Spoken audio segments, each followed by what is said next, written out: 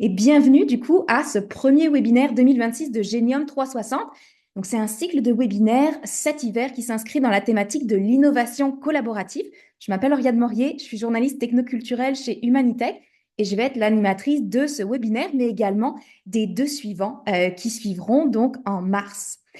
Ce webinaire aujourd'hui qu'on vous présente est intitulé Foresterie intelligente de l'algorithme au terrain et lors de ce moment privilégié, on va explorer la manière en fait dont les innovations technologiques transforment en profondeur l'industrie forestière.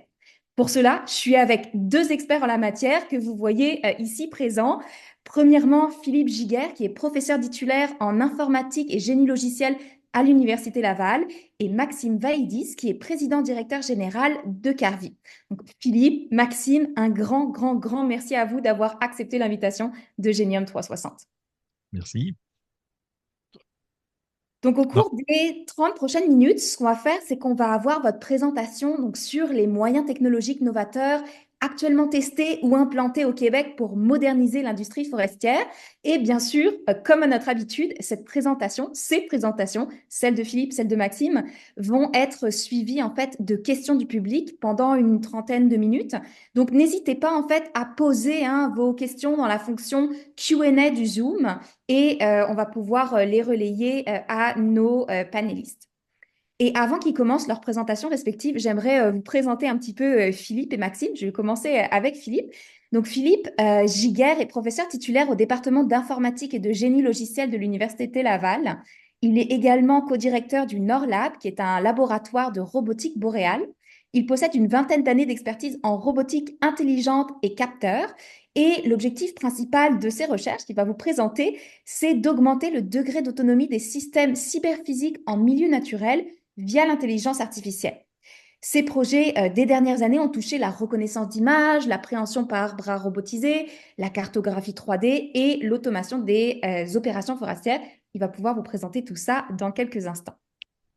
De son côté, Maxime Vaïdis est cofondateur et PDG de Carvi, qui est une entreprise technologique spécialisée dans l'intégration des systèmes intelligents pour la machinerie forestière. Il est docteur en informatique et en robotique. Il œuvre à moderniser les secteurs forestiers en développant des solutions concrètes. Il va pouvoir d'ailleurs vous présenter ces solutions. Et ces solutions visent à améliorer la productivité, la sécurité des opérations sur le terrain. Donc, fort de cette expérience en innovation et en développement technologique, Maxime s'intéresse particulièrement à la façon dont les technologies de physical AI, de vision par ordinateur et de téléopération peuvent simplifier et transformer les pratiques forestières. Donc, je vais céder maintenant la parole à Philippe et Maxime pour leur présentation. Peut-être, Philippe, je t'invite à partager ta présentation à l'écran et à prendre la parole. voilà, tout fonctionne. Oui, on voit très bien, on te voit toi et on voit ta présentation. Tout est bon. Merci beaucoup, Oriane. Merci beaucoup d'être ici présents et nombreux. Alors aujourd'hui, je vais vous parler des activités de recherche du NORLAB qui ont un lien à la foresterie. Donc, on va commencer par le côté académique de la chose et après ça, on va transitionner avec Maxime vers le côté industriel, l'application des découvertes qu'on peut faire dans un laboratoire universitaire. Je vais commencer en vous décrivant un peu qu'est-ce que le NORLAB. C'est un laboratoire de recherche de robotique boréale et on s'intéresse donc à faire de la robotique dans des conditions hivernales. On voit ici une vue de drone de notre robot dans la forêt Montmorency. On s'intéresse aussi beaucoup aux environnements qu'on dit non structurés, donc la forêt est un bel exemple, et aussi des environnements qu'on va dire sans GPS, par exemple ici des environnements souterrains. Pourquoi? Parce que ben, la recherche scientifique elle est plus intéressante si on ne triche pas sur le positionnement des véhicules. Donc, on veut un système de localisation qui est autonome sur nos propres véhicules. Alors, le NORLAB, c'est une vingtaine d'étudiants et d'étudiantes. On a aussi deux professionnels de recherche qui nous épaulent dans ces activités. Et le genre de problème qu'on s'intéresse, il y a par exemple la navigation, la localisation et la cartographie 3D via des lidars mobiles, et aussi la perception par intelligence artificielle, qui est vraiment mon domaine à moi. François s'occupe beaucoup de localisation et cartographie. On a aussi une belle ménagerie. On a une vingtaine de robots.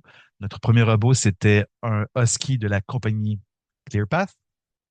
Puis François a fait l'acquisition d'un Warthog qu'on voit ici avec le truc blanc, c'est un radar 360 degrés. Donc, on aime beaucoup les capteurs. Nous, au monde des capteurs, on les fait bouger, c'est notre travail. Et on voit ici un MTT qui est fabriqué d'ailleurs au lac, dans la région de Saguenay-Lac-Saint-Jean. C'est un système mobile, une chenille, essentiellement une motoneige, mais sans pilote. Et finalement, on a tout récemment acquis un robot Animal qui est fabriqué en Suisse pour nous permettre d'explorer la mobilité accrue par des véhicules à pattes lors pour différents environnements, incluant des environnements de neige. Donc aujourd'hui, je vous parle d'activités de foresterie. Le LORNAP, c'est quand même un gros laboratoire. On a beaucoup d'activités. Par exemple, on travaille en collaboration avec Hydro-Québec et la Défense nationale pour des projets de surveillance d'infrastructures. Mais aujourd'hui, le thème, c'est la foresterie. Et un des premiers travaux qu'on a fait, c'est d'exploiter justement ces capteurs mobiles. Donc, on voit ici des nuages de points. En gris, c'est le nuage de points assemblés.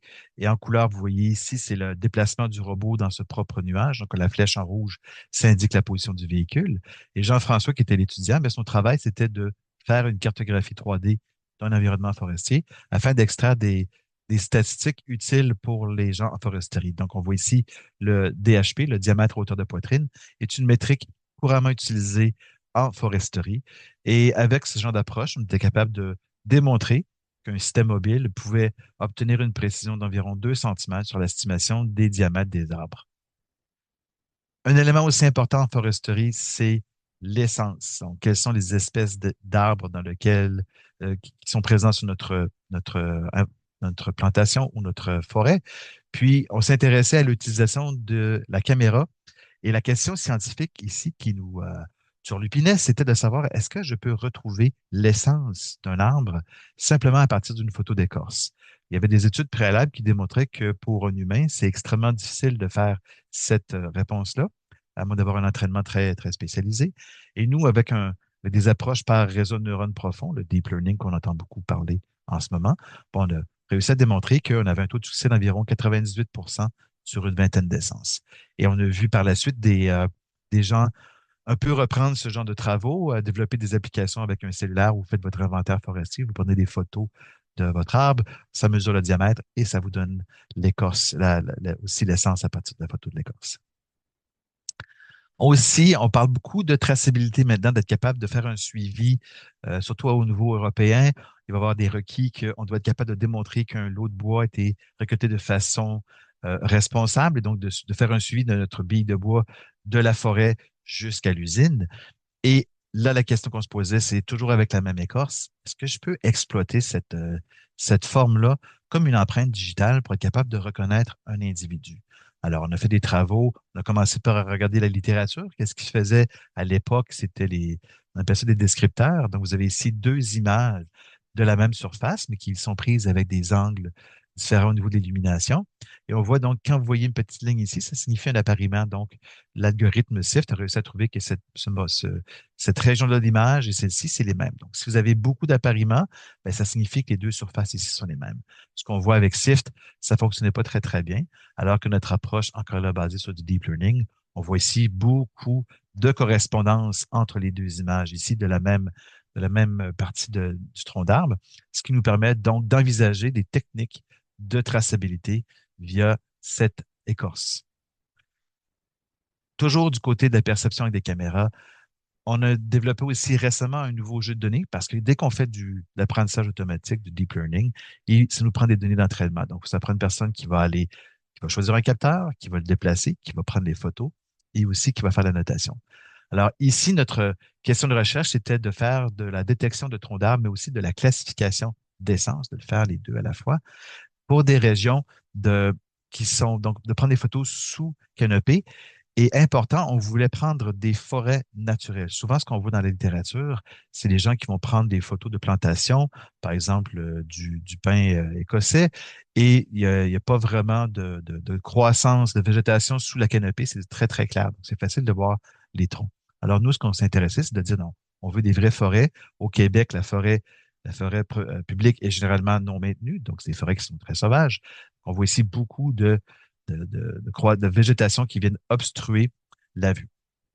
Aussi, on a appris beaucoup à travailler avec les gens en foresterie. Ils nous ont dit, faut pas juste prendre des photos dans une seule région, il faut explorer différents domaines bioclimatiques parce que les variétés vont changer un peu d'une région à l'autre. Donc, avec eux, on a choisi 5 domaines bioclimatiques pour faire notre collecte de données. Et qu'est-ce qu'on a choisi comme capteur? Eh bien, on a pris une caméra 102 mégapixels, donc des grosses caméras professionnelles, parce qu'en ce moment, la recherche en intelligence artificielle au niveau des images, ça fait beaucoup des images de 1 mégapixel, peut-être un demi-mégapixel. Alors nous, on s'est dit, on va passer au capteur du futur, on va regarder qu'est-ce qui va se faire dans 10 ans comme capteur et on va commencer à constituer les jets de données pour faire cette IA-là. Donc, non seulement de faire un projet en foresterie appliqué, mais aussi au niveau fondamental, comment être capable de traiter des images de 102 mégapixels de façon efficace avec des approches de type deep learning. Toujours dans la reconnaissance d'essence, mais cette fois-ci à partir d'images par drone, on a eu un projet avec le ministère pour faire un suivi des zones de régénération. Les zones de régénération, c'est les endroits où il y a eu des coupes forestières. Vous voyez ici, par exemple, toutes les régions marquées en noir. Ce sont des régions où il y a eu une coupe il y a moins de 6 ans. Et lorsque la forêt est coupée, bon, après ça, elle va se régénérer ou on espère qu'elle se régénère. Mais le problème, c'est que commence une guerre aux photons, c'est-à-dire que toutes les espèces végétales veulent croître le plus rapidement possible afin d'exposer leur feuillage au soleil. Et un problème qu'on constate, c'est que les arbres vont pousser un peu moins vite que certaines espèces euh, colonisatrices, comme par exemple le framboisier. C'est une espèce qui a appris très agressivement. Je ne sais pas si d'entre vous, vous avez déjà planté des framboisiers sur votre terrain, mais rapidement, vous vous rendez compte que par les racines et par les fruits, ça colonise très rapidement votre propriété. Donc, cette compétition-là fait en sorte que la forêt ne va pas se régénérer. Alors, avec le ministère, on s'est dit, est-ce qu'on pourrait pourrait pas développer des technologies d'analyse d'images de drones pour être capable de faire un diagnostic de qu'est-ce qui est en train de repousser dans les zones de régénération. Alors, vous voyez ici une image. Encore là, on va jouer beaucoup du côté de la résolution. On a fait voler nos drones à une altitude de 3 à 6 mètres pour être capable d'avoir une belle feuille de la forme. Et ensuite, on s'est dit, bon, on va développer notre technologie d'intelligence artificielle. Vous avez ici une prédiction, par exemple, qui est faite par notre réseau profond. On voit ici donc en marron, donc c'est de la fougère. Donc, pour ceux qui aiment les termes latins, vous avez ici le terme. Et on regarde du côté de l'annotation humaine, la vérité terrain. Donc, on voit ici, effectivement, j'ai une fougère ici qui est annotée à la main par une personne. Donc, le réseau a réussi à découvrir cette fougère. Mais, comme je disais, on travaille avec 24 classes d'objets. Vous avez ici de l'épilobe et aussi du cerisier de Pennsylvanie, qui sont tous des espèces végétales qui entrent en compétition avec les arbres. Donc, si jamais, avec ce genre d'outils, on se rend compte que ben, la végétation dominante n'est pas une végétation d'arbres, eh bien, il va y avoir des traitements d'éducation sylvicole qui vont être recommandés, par exemple, d'aller faire du débroussaillage pour retirer la fougère, les, les, ou les, par exemple, les framboisiers, pour donner de l'espace pour les plants d'arbres pour qu'ils puissent pousser. Encore là, on a besoin ici, c'est une vision qualitative des résultats. Au niveau quantitatif, on a réussi à obtenir environ 44 de score F1 sur 26 classes. Euh, Sans trop rentrer dans les détails, c'est un résultat qui est quand même bien. Dans nos résultats les plus récents qu'on n'a pas encore publiés, on est rendu environ à 50. Mais tout ça pour dire que ça tient compte, c'est pas juste les pixels. Ici, c'est vraiment on va toutes mettre les espèces végétales sur un pied d'égalité, de sorte que même si une espèce est rare, il faut être capable de la détecter. Mais dans l'ensemble, nos résultats sont quand même très prometteurs. On peut déjà commencer à envisager l'utilisation de drones comme outil de diagnostic. Autre élément qu'on a travaillé, c'était sur l'utilisation d'imagerie par drone, cette fois-ci pour trouver ce qu'on appelle des poquets. Les poquets, vous les voyez ici, ce sont on vient travailler mécaniquement le sol afin de faciliter la croissance des plantes. Donc, on vient planter ici des arbres dans nos poquets et ce sont des travaux qui sont donnés à contrat souvent. Puis l'objectif ici, c'était de voir est-ce qu'avec de l'imagerie par drone et de l'intelligence artificielle, est-ce que je peux faire un inventaire des poquets, calculer l'air, la surface qui a été travaillée mécaniquement, afin de s'assurer de la qualité des contrats qui ont été attribués. Donc, c'est une stagiaire d'été, Roxane, qui avait fait ce travail-là. Et on voit encore là que, bon, en bleu, j'ai ma vérité terrain, donc ce qu'elle avait noté, et en rouge, on voit les prédictions de notre système. Et encore là, on voit que nos résultats sont très prometteurs pour, encore là, automatiser certaines opérations d'analyse d'images. Un élément important aussi, parce que oui, c'est le fun d'analyse d'images, mais on est aussi des roboticiens. Et lorsqu'on m'a parlé environ 5-6 ans de l'industrie forestière, moi, j'avais déjà fait des travaux avec ce qu'on appelle des préhenseurs parallèles. Donc, c'est une main, une pince. Et quand j'ai regardé toutes les Les machines forestières, je me suis rendu compte, essentiellement, ce sont des manipulateurs parallèles gigantesques sur des roues. On s'est dit, bon, on va prendre nos travaux qu'on a déjà développés et on va les adapter à l'industrie forestière. Le premier parallèle, premier projet qu'on a fait, c'est avec l'automatisation de la coupe. Donc, cette idée, c'est de trouver dans une photo, qu'on va utiliser une caméra comme capteur principal, la position des arbres dans une image, ce qui va nous permettre éventuellement d'automatiser la coupe. Vous avez ici les résultats des travaux de doctorat de Vincent Grondin. Donc, le réseau qu'on a entraîné va non seulement identifier les différentes instances d'arbres qui sont à distance de coupe de la caméra, mais aussi va trouver des points stratégiques. Donc, vous voyez un point ici, un point ici. Donc, le point en bas ici représente, par exemple, le point de coupe. Ce serait l'endroit où je viendrais placer la lame lorsque je viens couper l'arbre. Et les points ici viendraient indiquer le diamètre de mon arbre. Et ça fonctionne très bien. On voit ici dans la vidéo, on est capable de faire cette détection-là essentiellement en temps réel. Et il ne faut pas s'inquiéter. Qui dit deep learning, bon, on sait que le matériel va un jour dépasser en puissance qu'on a aujourd'hui. Donc, on va être capable de faire cette détection-là encore plus rapidement. On voit aussi que ça fonctionne en hiver, même si l'environnement visuellement a changé. Mais un des avantages de travailler en intelligence artificielle aujourd'hui, c'est lorsqu'on trouve des cas problématiques, tout ce qu'il faut faire, c'est prendre les photos, les annoter, et on les réutilise dans notre jeu de données d'entraînement. Donc, c'est une façon très rapide de régler les problèmes. Une autre opération forestière pour laquelle on s'est intéressé, c'était sur la saisie des bio de bois. Pourquoi? C'est parce que c'est une opération qui est faite à répétition. Lorsqu'on coupe un arbre, on va d'abord le déposer en forêt, puis on le récupère, on le met dans un porteur qui va l'amener sur le bord du chemin, donc on le manipule 2 fois. Après ça, du chemin, on le met dans le camion, on manipule, on l'amène à l'usine, on le dépose dans la cour à bois, et après ça, de la cour à bois, on va le recharger pour le déposer sur un convoyeur. Donc, on est constamment à manipuler les bio de bois. Donc, avec FP Innovation, on est en train de regarder des techniques pour justement détecter ces bio de bois-là. Donc, vous voyez ici, on avait des caméras qu'on avait installées chez Résolu, produit forestier Résolu.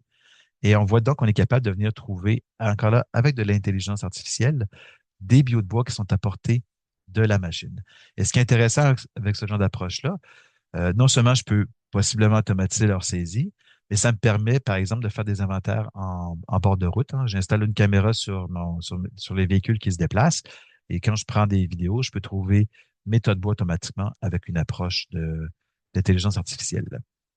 Alors avec FP Innovation, ils ont acheté un petit porteur ici qu'on voit et ils ont donc instrumenté de sorte à ce qu'un ordinateur puisse le contrôler. Et dans cette vidéo, 100% du travail a été fait de façon autonome. Vous avez vu ici en haut à gauche, vous avez notre système de détection des bio de bois. Et l'opérateur, tout ce qu'il a fait, c'est simplement indiquer quel bio de bois récupérer et tout le reste est fait de façon autonome.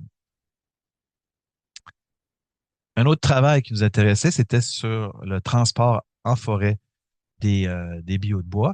Et c'est un travail qui est fait en collaboration avec mon collègue François Pomerleau. Donc, vous voyez ici un véhicule, notre Warthog qui se promène. Donc, l'idée de l'approche est, lorsque je déplace le véhicule une première fois avec un humain, je crée une carte 3D et après ça, je vais simplement demander à mon système intelligent de reproduire la même trajectoire qui a été faite précédemment. Donc, c'est comme venir déposer un rail au sol. Et François, ce qu'il a réussi à démontrer, c'est que ces opérations-là de transport autonome en forêt, eh bien, on peut les répéter. On fait un enregistrement, par exemple, le lundi, une journée ensoleillée, et pendant une semaine au complet, ils ont répété l'opération une vingtaine de fois avec succès, dans des conditions météo quand même assez demandantes. Parfois, il y avait du verglas, il y a eu de la pluie, il y a eu du vent, du soleil. C'est un peu l'avantage de travailler à la forêt Montmorency. On a accès à un cocktail météo vraiment variable d'un moment à l'autre, en plus d'avoir des bords de neige quand même phénoménales. Donc, j'étais peut-être un petit peu vite, je vous dirais. Mais pour conclure ici, on voit donc des techniques de robotique, donc cartographie 3D, déplacement autonome et d'intelligence artificielle, perception au niveau des images, ont réussi à atteindre une certaine maturité technologique, ce qui nous permet maintenant d'envisager des applications commerciales en foresterie. C'est d'ailleurs ce que Maxime va vous démontrer par la suite.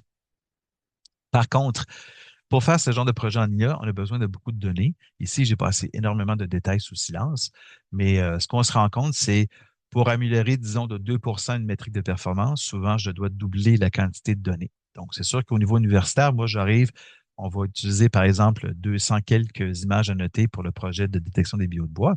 J'obtiens une performance, disons, de 80 ou 75. Et l'idée, c'est si on veut rendre ça commercial, ben là, si je dois doubler la taille de mon jeu de données pour augmenter de 2 vous imaginez l'effort qu'on doit mettre, qu'on doit déployer pour être capable d'avoir un système qui est viable commercialement. Donc, c'est ici que nous, la recherche universitaire s'arrête. On se dit, je peux le démontrer essentiellement que si j'avais plus de données, ça serait mieux et qu'il y ait donc une possibilité commerciale. Mais nous, c'est ça. Notre travail, c'est pas d'aller plus loin. Je pense aussi que ça va être important pour améliorer la productivité des travailleurs. Surtout en foresterie, une des difficultés en ce moment, c'est que, d'abord, une difficulté de recrutement. Euh, faire de la coupe d'arbres, c'est difficile de trouver des gens qui veulent aller travailler en forêt. C'est un métier qui est extrêmement difficile. C'est souvent du travail solitaire en forêt. On travaille de jour, de soir, de nuit. Et aussi, c'est le métier le plus dangereux en Amérique du Nord. On voit souvent à la télévision les gens qui font la pêche au crabe d'Alaska. Eh bien, couper des arbres, c'est 3 fois plus dangereux que pêcher le crabe d'Alaska, on va dire le niveau de difficulté. Donc, l'automatisation partielle ou totale, soit par la téléopération ou l'intelligence artificielle, va vraiment permettre de venir sauver des vies.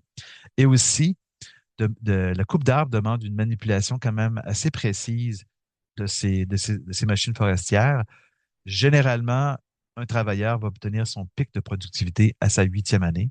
Et ce qui se passe, c'est que les employés vont rester 2 ans, 3 ans et après ça vont migrer vers d'autres corps de métier. Donc, on n'utilise jamais vraiment nos machines à leur plein potentiel.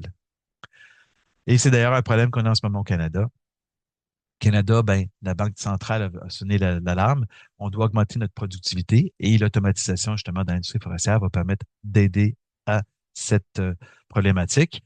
Et ce qu'on a vu aujourd'hui, ben, toutes les méthodes de cartographie 3D avec LIDAR et de la classification d'essence par caméra vont nous permettre de faire des inventaires forestiers de façon quasi autonome. Aussi, d'être capable de trouver nos arbres dans les photos, ben, comme ça, on peut envisager de la récolte robotisée. On peut aussi envisager le développement d'outils de suivi de productivité des employés, de sorte à ce qu'on peut peut-être rémunérer meilleur ou encourager certaines pratiques par rapport à d'autres. On a vu aussi des projets de détection des bio qui peuvent nous faire, comme je disais, de l'inventaire de bord de route, du débardage, mais aussi la manipulation de billes de bois dans les cours à bois.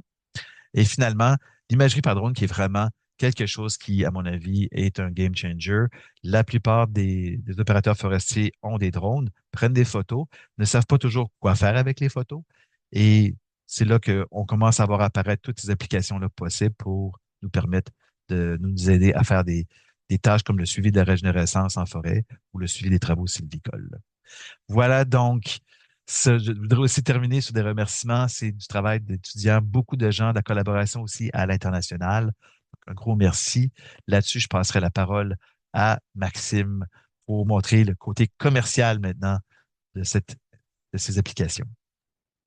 Parfait, un grand merci Philippe de cette belle présentation. D'ailleurs, on voit Maxime là dans les photos que tu viens de Oui, présenter. Sache aussi qu'on a déjà pas mal de questions pour toi, à la fois dans le chat. D'ailleurs, je voudrais le rappeler, ne posez pas vos questions dans le chat, posez-les dans la fonction Q&A. Ça va faciliter justement la collecte de ces questions et on va réserver ces questions pour le temps de réponse, donc après la présentation de Maxime. Donc, je vais t'inviter Philippe à départager ta présentation et je vais inviter Maxime à prendre la suite, à partager sa présentation et à nous présenter donc des applications concrètes, commercialisées ou en passe d'être commercialisées pour la foresterie intelligente. Oui, merci Oriane. Est-ce que vous voyez bien ma présentation? Oui, on voit très bien ta présentation, la cime de l'innovation forestière. Parfait, merci beaucoup. Bah, merci Philippe également. Donc moi je m'appelle donc Maxime, je suis PDG de Groupe Carvi. Donc on est une jeune compagnie qui adresse l'intégration de nouvelles technologies dans le milieu forestier et plus particulièrement pour les machines forestières en temps réel. Donc je vais parler Est-ce que ça passe? Oui, c'est bon. Parfait, je vais juste rapidement présenter mon parcours et la vision aussi de ce qu'on a chez Groupe Carby. Puis ensuite, je vais faire un petit récapitulatif de l'industrie forestière très rapidement pour concentrer également sur dans quel domaine on se spécialise. Vous parler aussi des défis du terrain et aussi de notre approche, principalement pour 2 produits que l'on développe présentement, pour les inventaires automatisés de bois long et la téléopération de machines forestières. Puis enfin, je vais finir sur les défis et leçons apprises aussi, notamment la différence qu'on a avec la recherche et le cas que nous, on fait de la commercialisation, de produits innovants.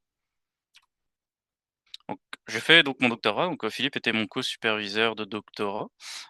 Donc j'ai fait beaucoup de robotique appliquée donc dans des environnements difficiles, notamment les forêts boréales et je suis un expert en cartographie 3D avec des capteurs lidar.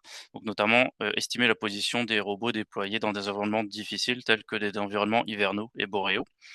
Et c'est durant mon doctorat que, j'ai voulu avoir de l'impact avec mes connaissances et j'ai décidé de choisir un domaine d'industrie, notamment la foresterie, vu qu'on y travaille déjà dans les forêts boréales. Pour moi, les petits robots ou des grandes machines forestières, c'est la même chose. Juste si on rajoute des capteurs dessus, on les rend plus intelligents, puis on peut à terme les rendre autonomes. Bien sûr, c'est pas la même difficulté qu'avec des petits robots, puis là, c'est ce que je vais vous présenter aussi un peu, surtout à la fin, notamment les défis que l'on a de passer, de mettre à l'échelle notre technologie et aussi de les mettre en pratique sur le terrain. Donc, la compagnie a été créée en 2022, mais on a vraiment commencé à travailler avec, l'industrie forestière en 2024. On est spécialisé dans les opérations de bois long, donc il y a 2 types d'opérations, on appelle ça cut to length et aussi le bois long. Cut to length, c'est tout simplement, les opérations avec des abatteuses multifonctionnelles. Pour majoritaire ici au Québec, 80 de ces opérations environ. L'arbre est coupé à la base, puis l'arbre est également directement en forêt coupé en produits et tous ces produits sont ramenés à l'usine. Tandis que le bois long, l'arbre est uniquement coupé à la base et c'est tout l'arbre en entier qui est ramené en usine. Donc ces opérations-là sont assez particulières et sont plus concentrées en Abitibi, dans le nord aussi du lac Saint-Jean, mais aussi dans le sud du Québec. C'est principalement pour du résineux, mais aussi un peu de feuillus. Et une des particularités, comme c'est dans des régions isolées, c'est à peu près à 120 kilomètres des scieries, même plus, parfois. C'est des opérations qui sont assez isolées.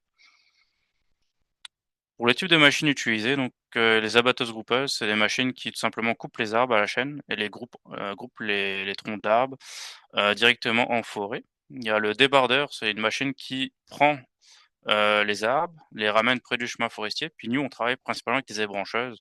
Donc c'est tout simplement une machine qui prend les arbres un par un ou en groupe et qui retire les branches et prépare ensuite en les stackant, en mettant en tas, sur le chemin forestier.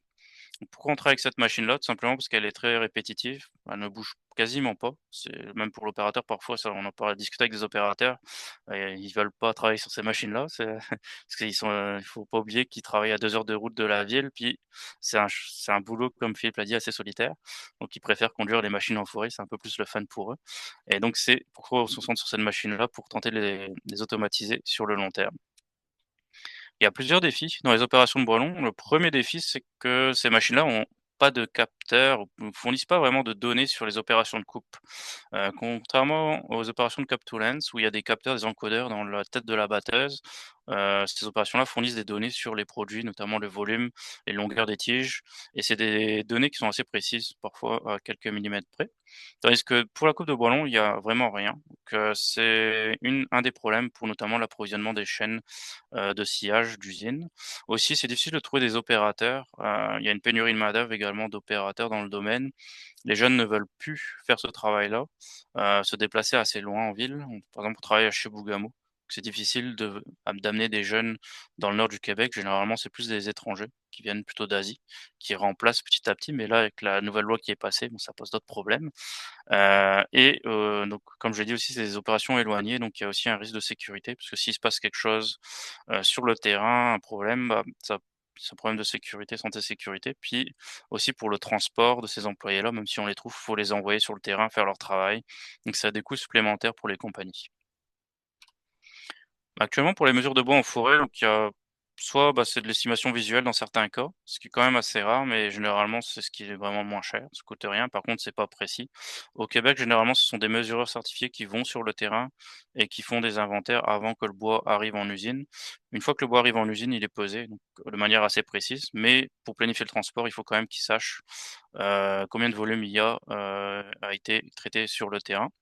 Commence un peu à avoir aussi plusieurs types de scanners, lidar, que ce soit mobile ou sur drone, mais c'est encore assez rare parce que ça demande de l'expertise. Puis notamment pour les drones, on peut pas encore totalement les piloter à vue, il faut une licence. Donc il faut trouver aussi, de la main-d'œuvre qui est capable d'utiliser ces technologies-là. Puis encore très, très rare, j'ai pas encore j'en ai vu quelques-uns, mais des scanners sur des pick-up, pour faire des inventaires de routes automatisés. Mais pareil, c'est une technologie qui est très coûteuse, puis la plus-value, la valeur ajoutée est pas encore totalement démontrée.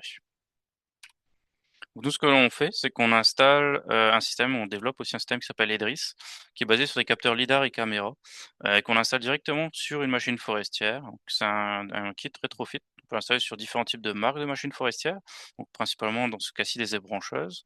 Le système est basé sur, on peut le connecter à internet grâce à une antenne Starlink en tout temps. Donc on peut le déployer, en temps réel et aussi c'est un système qui est résilient, donc il peut être déployé en hiver comme en été. Et par exemple, dans ce cas-ci, on utilise des capteurs lidar et caméras pour faire des inventaires de billes de bois, notamment les mesures de diamètre, en temps réel, lorsque les arbres sont ébranchés. Donc on travaille sur des ébrancheuses, donc c'est des grosses machines, c'est des excavatrices modifiées. Tout simplement, la pelle est remplacée par un bras, notamment ici, c'est la marque Denarco. C'est des grosses machines, donc 30 tonnes, ce qui se déplace pas souvent et donc le bras peut être assez long, à peu près 7,5 mètres. Et voici un exemple aussi d'opération débranchement qui est effectuée, qu'on a fait des tests l'hiver dernier, puis on en fait aussi cet hiver, avec notre système directement installé sur le toit de la machine. Donc, par exemple, l'opérateur dans le résineux, c'est assez courant que plusieurs arbres sont ébranchés directement en même temps. Dans le feuillu, c'est plus un arbre à la fois. Puis donc l'opérateur fait ça de manière répétitive, prend les arbres qui sont situés sur le tas à gauche, les ébranche, puis les met sur le tas à droite, puis il fait ça continuellement toute la journée. Le client avec qui on travaille fait 2 chiffres de 12 heures, donc la machine fonctionne 24 heures sur 24. Il y a à chaque fois 2 opérateurs qui se relaient tous les jours pour faire ce travail.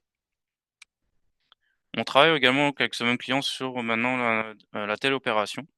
Le but de la téléopération, c'est de contrôler les machines forestières à distance et toujours d'avoir un système rétrofit pour l'installer sur les machines, déjà utilisées pour les opérations actuelles. Donc les défis aussi, j'en ai pas trop parlé, mais en forêt, il y a pas d'internet, il y a pas de réseau cellulaire, donc ça limite aussi la connectivité. C'est pour ça on utilise des antennes Starlink. Pour la téléopération, notre défi, c'est qu'il faut que la perception de l'environnement soit la meilleure possible, comme si l'opérateur était déjà dans la cabine. Et aussi, un des défis, c'est de tester la solution, parce que les entrepreneurs forestiers et les opérateurs sont généralement très occupés, comme ils travaillent déjà au minimum 12 heures par jour. Donc c'est aussi de tester la solution avec des vrais utilisateurs pour avoir des retours et améliorer la technologie. Donc notre client nous a prêté une machine forestière, actuellement on travaille dessus. On a terminé l'intégration de capteurs, donc toujours le même kit, c'est capteur caméra lidar. La différence, c'est qu'on en place plusieurs autour de la machine afin d'avoir vraiment, le point de vue l'environnement complet autour d'elle, puis aussi pour améliorer la sécurité bien sûr et toujours une antenne Starlink aussi pour la connectivité qui est donc installée directement sur le toit.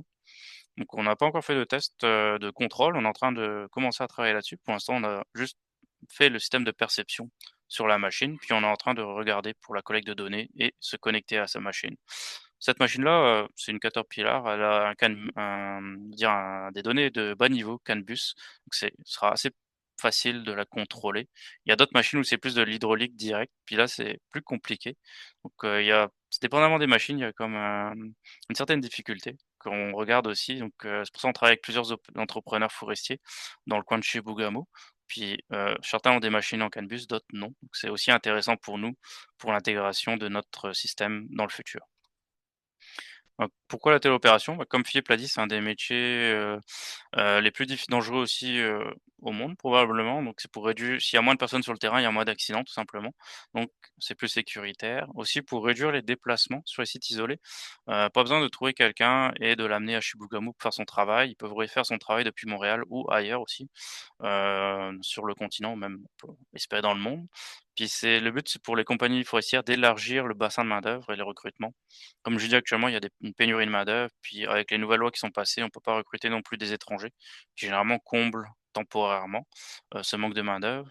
Avec la téléopération, ça pourrait être le cas et également augmenter la productivité en ayant une certaine continuité des opérations, malgré l'éloignement des sites forestiers. Pour les leçons apprises, une première leçon, c'est que les conditions météorologiques sont assez difficiles, comme vous pouvez le voir lors de l'ébranchement. Donc il y a beaucoup surtout l'hiver, il y a beaucoup de neige, aussi de poussière, donc ça perturbe les données. Notamment les données lidar. La caméra, ça va, mais c'est plutôt les données lidar comme vous pouvez le voir ici. Donc, les brancheuses est sur la droite.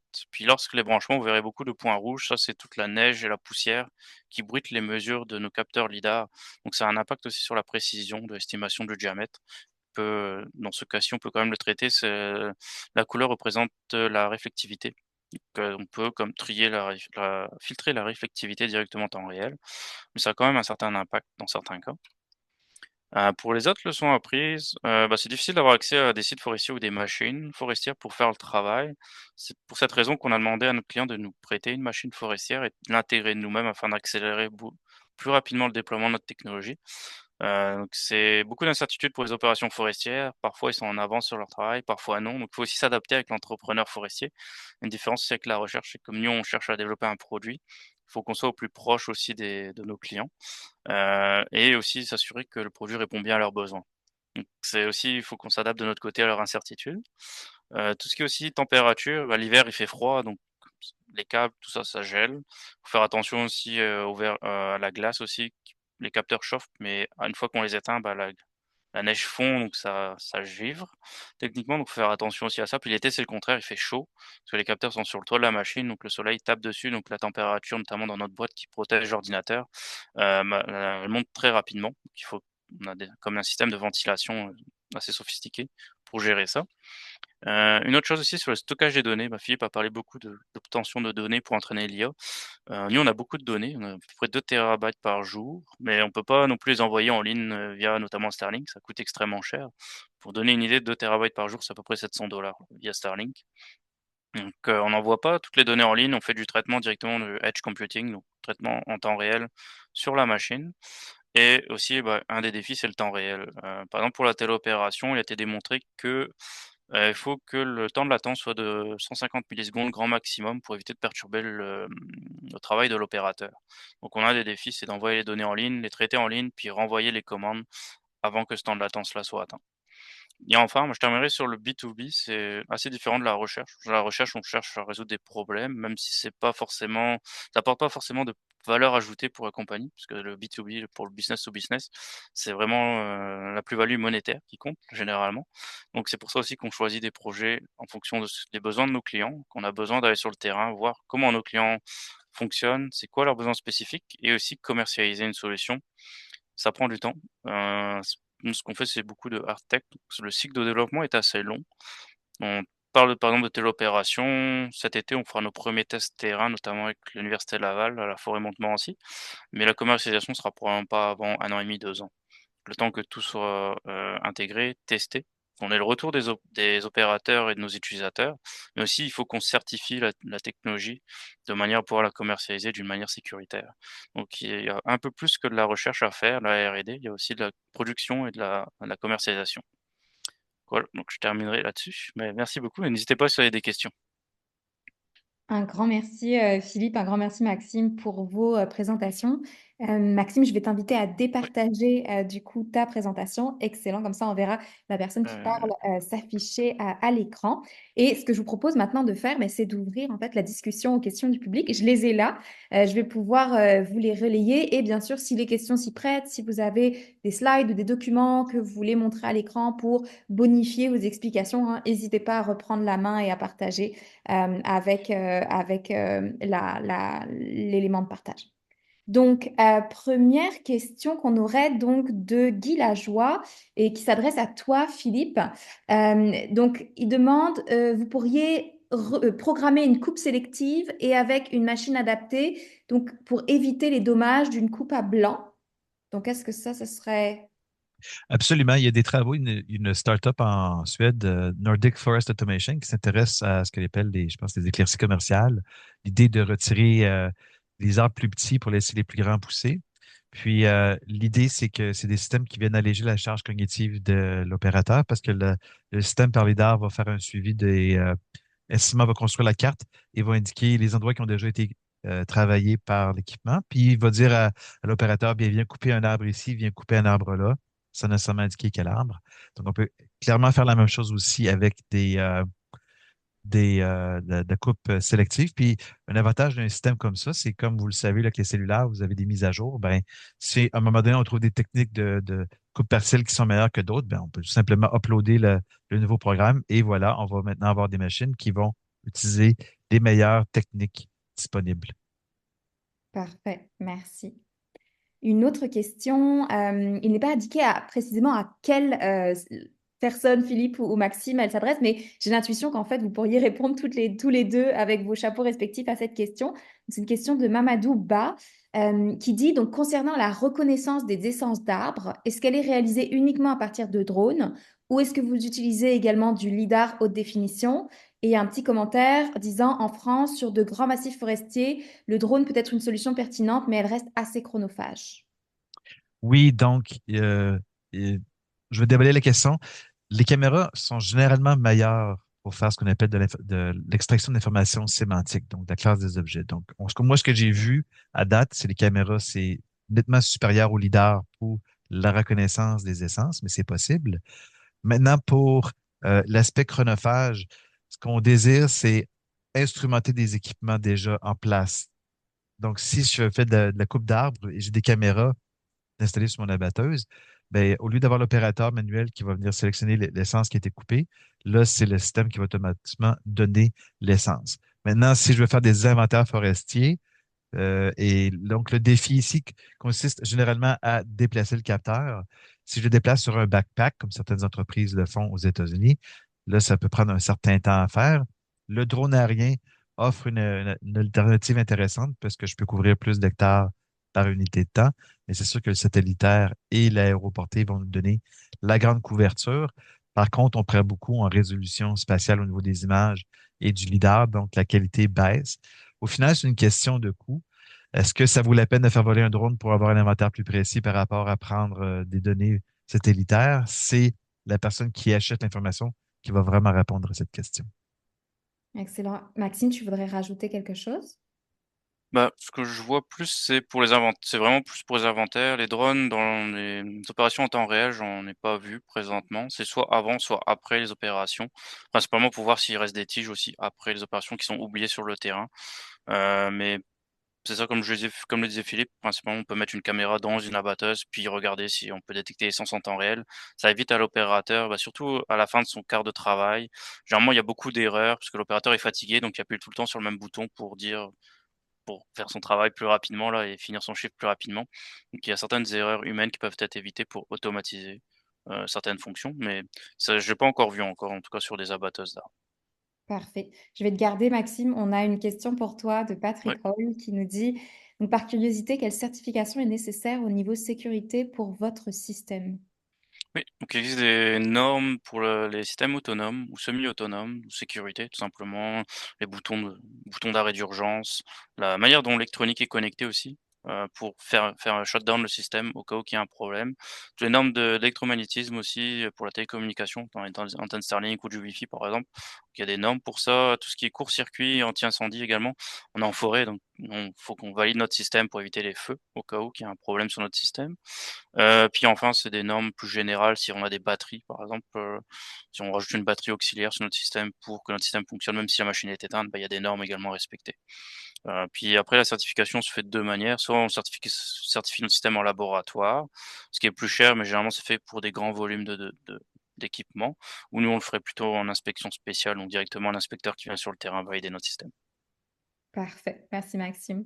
Je repasse à Philippe. Une question de François Aubé. Donc, vous pouvez faire un inventaire très précis dans des blocs de forêt à l'aide de drones et donc la planification d'abattage peut être mieux ciblée. Effectivement. Et ça, c'est des travaux qui peuvent être intéressants avec mes collègues au FORAC, le consortium de recherche dans lequel je fais beaucoup de ces travaux-là, qui peuvent justement m'indiquer comment l'accès à ce type d'informations-là va nous permettre d'améliorer les techniques de planification. C'est là-dessus, je m'appuie beaucoup sur mes collègues en foresterie, justement, du groupement FORAC. Parfait. Une autre question pour toi, Philippe.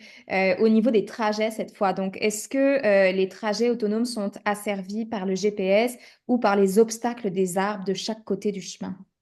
Dans la situation du débardage, on utilise le lidar. nous, on fait l'hypothèse que le GPS n'est pas suffisamment précis. En partie, la raison, c'est que la couverture des arbres va venir brouiller un peu la qualité du signal, ce qui fait que, bon, si j'ai déjà à proximité, je vais descendre à une précision de peut-être quelques mètres, ce qui est insuffisant. Alors qu'avec les lidars, souvent, je vais être capable de plutôt avoir une précision de l'ordre du centimètre. Donc, on fait aussi l'hypothèse qu'il n'y a pas d'obstacle. C'est ça l'élément important la technique s'appelle le teach and repeat. C'est que l'humain, en ayant déplacé la machine, a essentiellement fait le travail de validation que le terrain devant le véhicule, il est traversable. Donc, il l'a traversé. Et après ça, le robot, de façon aveugle, va venir refaire la trajectoire. Ceci étant dit, on pourrait toujours greffer une autre boîte qui analyserait l'image ou le lidar pour venir voir s'il n'y aurait pas eu des obstacles qui se sont rajoutés entre le moment où j'ai fait mon teach et mon repeat. Donc, le repeat, c'est l'opération de refaire le suivi de trajectoire. Mais comme le dit le dicton en informatique, on divise pour conquérir dans les algorithmes, divide for conquer, c'est une méthode algorithmique. C'est donc de dire, ben, je laisse ce travail-là peut-être à d'autres ou je vais le reprendre quand je vais faire de l'analyse d'obstacles avec les caméras. Donc, on doit toujours comme juste se limiter à un aspect du problème. Mais oui, on devrait éventuellement avoir des systèmes aussi de détection d'obstacles. D'ailleurs, si je peux en parler, en Suède, il y avait un projet qui s'appelait Auto 2 qui cherchait à automatiser en partie les opérations forestières. Et pour eux, un requis, c'était la détection de personnes avec des caméras. Pourquoi? Parce qu'en Suède, la législation dit que toute personne a le droit de marcher en forêt. Il n'y a pas de terrain privé, essentiellement, qui sont hors de portée des gens. Donc, la détection des humains est extrêmement importante, alors que nous, ben, il y a des terres privées pour lesquelles les individus n'ont pas le droit de marcher. Parfait, merci. Maxime, maintenant pour toi, donc une question de Olivier Roy. Comment est-ce que vous parvenez à garder la poussière hors des lentilles caméra dans un environnement aussi hostile? Oui, la poussière généralement, on a remarqué qu'au bout d'une journée, le capteur était comme assez obstrué. Ou en fait, tout simplement, c'est l'opérateur qui doit nettoyer dès qu'il commence son chiffre de travail, le capteur, puis c'est suffisant. On n'a pas besoin non plus de développer un système mécanique. Par exemple, on avait pensé à un système à air impulsé ou d'eau pour faire ça, mais c'est beaucoup de travail d'ingénierie, puis c'est pas nécessaire. C'est juste l'opérateur qui doit essuyer, tout simplement. Que même avec la neige, c'est le même principe. La neige, c'est un peu moins problématique parce que les capteurs chauffent, donc elles font directement. Parfait. Une deuxième question pour toi, Maxime, donc cette fois de Mélanie Demers. Question, donc je comprends que vous faites des travaux sur l'abattage en bois long. Est-ce que vous faites aussi des travaux sur les procédés en bois court? On a regardé avec des compagnies, c'est difficile d'avoir accès à une machine pour justement implémenter notre technologie. Puis le bois court est quand même assez utilisé au Québec, mais dans le reste du Canada, c'est plus du bois long. Donc d'un point de vue commercial, pour nous, stratégiquement parlant, c'est plus intéressant de faire du bois long. Aussi, c'est comme j'ai dit, c'est des machines qui sont plus répétitives. C'est une première étape pour nous de d'amener l'autonomie en foresterie.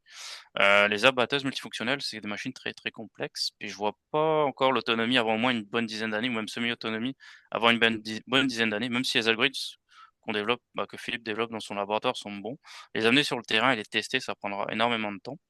Puis, c'est beaucoup d'argent de R&D aussi, des équipements qui brisent à chaque fois. Puis, il faut aussi c'est un aspect humain aussi de jouer avec les entrepreneurs un peu. Les entrepreneurs sont des gens très passionnés sur le terrain, mais ils sont très concentrés, sur la productivité. Ils ont pas une vision, long terme.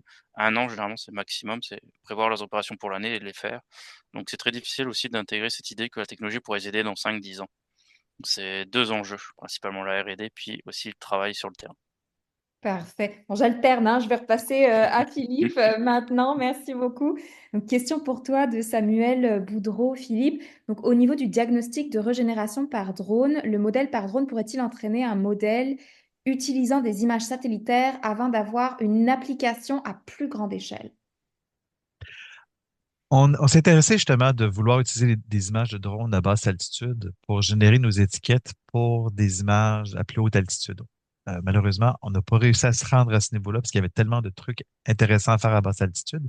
Mais on peut imaginer, oui, combiner du basse altitude pour entraîner du haute altitude. Je pense que c'est un élément qui est intéressant. Et aussi, depuis quelques mois, Google a développé ce qu'il appelle des World Embeddings, c'est-à-dire que l'autre, ils ont pris toutes les données satellitaires existantes et pour chaque coordonnée géographique du monde, ils vous donnent ce qu'on appelle un plongement, c'est un embedding, c'est un vecteur d'information qui est parlant pour un réseau de neurones et elle peut prendre cette information-là pour nous aider, par exemple, à faire de la classification d'essence. Ça serait l'équivalent d'avoir une carte éco-forestière, si vous voulez.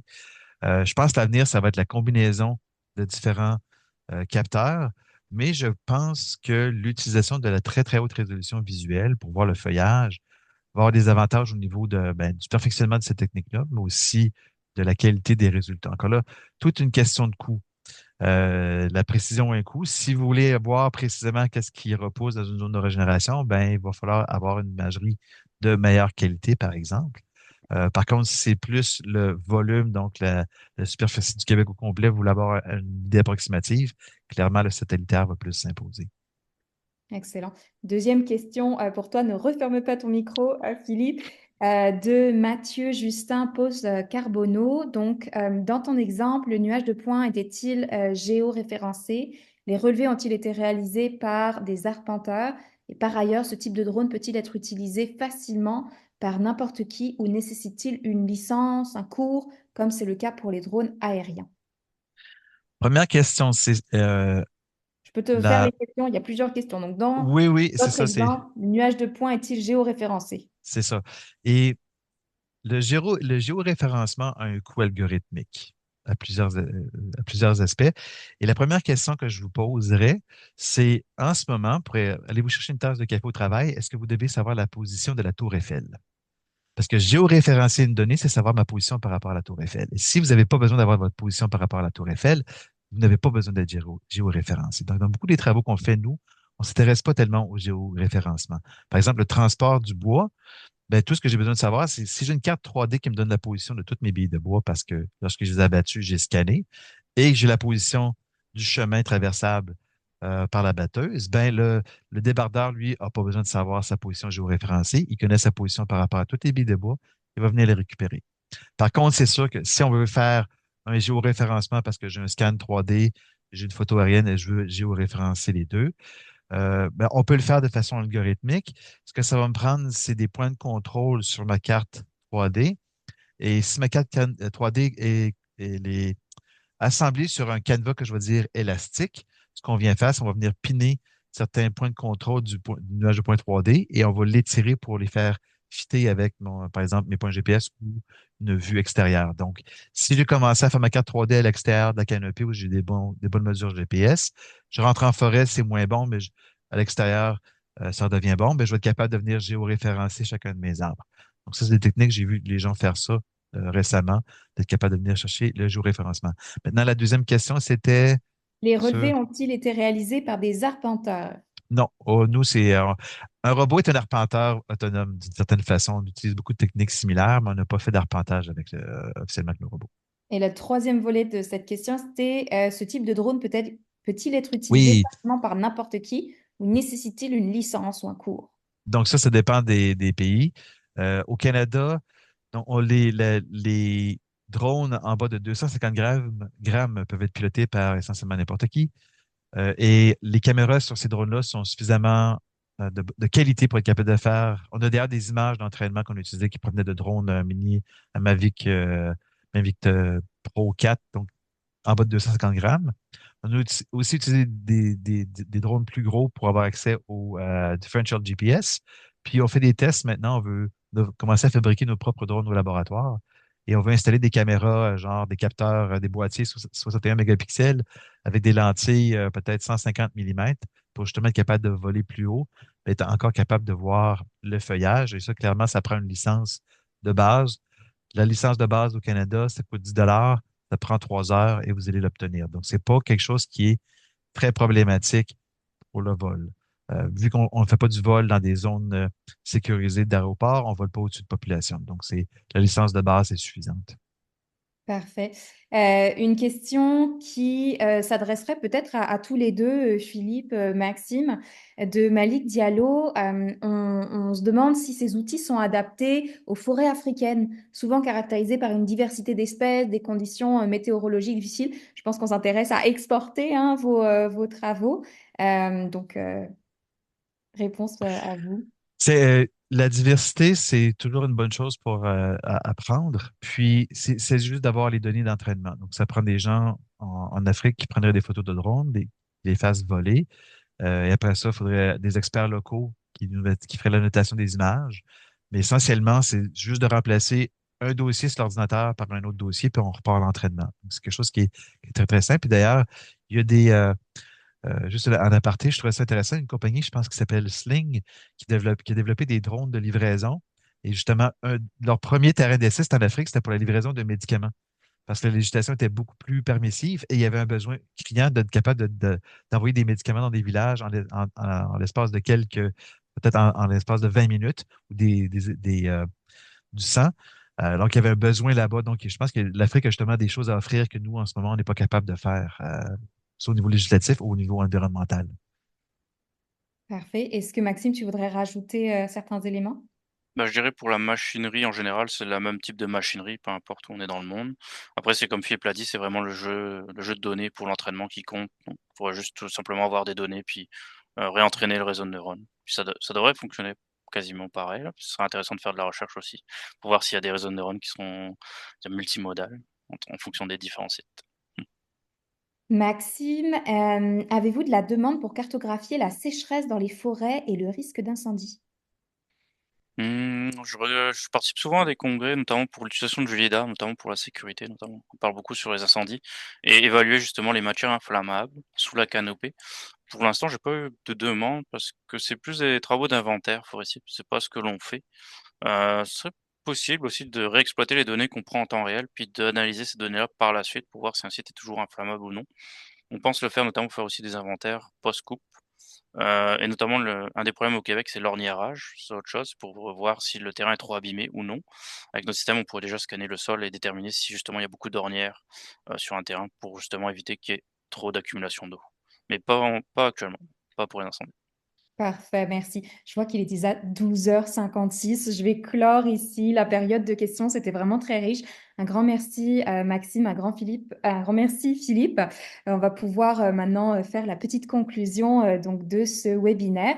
Mais avant de conclure, en fait, j'aimerais inviter Catherine Hébert, qui est animatrice de Génium Sonar, à lancer une petite invitation à notre public. Catherine, à toi la parole. Bonjour tout le monde. Est-ce que vous me voyez? Je me vois Oui, pas. OK, on te parfait. voit, Catherine. Alors, je me présente, Catherine Hébert. Je suis la nouvelle animatrice de la communauté pour Génium Sonore. Alors, juste pour situer tout le monde, Génium Sonore, c'est une plateforme sociale en ligne qui a été lancée en mai dernier, donc en mai 2025. Et c'est vraiment dédié aux professionnels du génie. Donc, l'objectif, c'est de vous permettre d'échanger, de poser des questions, de proposer des projets et dans un cas comme aujourd'hui, de poursuivre les échanges qui ont été amorcés à travers ce webinaire-là. Donc, il y a justement plusieurs questions auxquelles peut-être on n'a pas eu la chance là, de répondre aujourd'hui. Donc, vous pourriez euh, venir les poser, par exemple, là, sur Sonore, sur Génium Sonore, pour voir si ce serait possible pour vous d'échanger. Peut-être nos panélistes ont été invités justement à venir échanger sur Sonore et aussi entre vous, peut-être qu'il y en a qui ont des expertises qui vont pouvoir répondre. Alors voilà, donc on a mis dans le lien vers la plateforme. Il faut se créer un compte sur Génium Sonore pour pouvoir contribuer, échanger et connecter avec les autres de la communauté du génie. Alors j'espère vous rencontrer. Merci beaucoup donc à tous, à toutes d'avoir suivi ce premier webinaire 2026 de Genium 360. Il y avait quand même à peu près 340 personnes connectées en tout temps tout au long du webinaire. Merci à Philippe, merci à Maxime pour nous avoir parlé de ce sujet si intéressant. Et d'ailleurs, on le voit dans le chat, hein, les merci, les remerciements, les manifestations d'intérêt fusent de toutes parts. Je vous rappelle également qu'il y a encore 2 webinaires sur la thématique de l'innovation collaborative qui s'en viennent. Le prochain webinaire aura lieu le 11 mars sur l'heure du midi et portera sur la biotechnologie moderne. Et le webinaire suivant aura lieu le 25 mars sur l'heure du midi également. Et il va porter sur la gestion du risque dans les milieux de la finance et du pétrole. Donc, une belle diversité de sujets ici. J'espère que vous serez des nôtres. Vous pouvez vous inscrire dès maintenant sur le site web de Genium 360. Merci encore à nos panélistes Maxime Vaidis, Philippe Giguère. Merci à vous d'avoir assisté à ce webinaire et je vous dis à bientôt pour de nouveaux beaux sujets. Merci beaucoup. Merci, Oriane. Ouais, merci Oriane.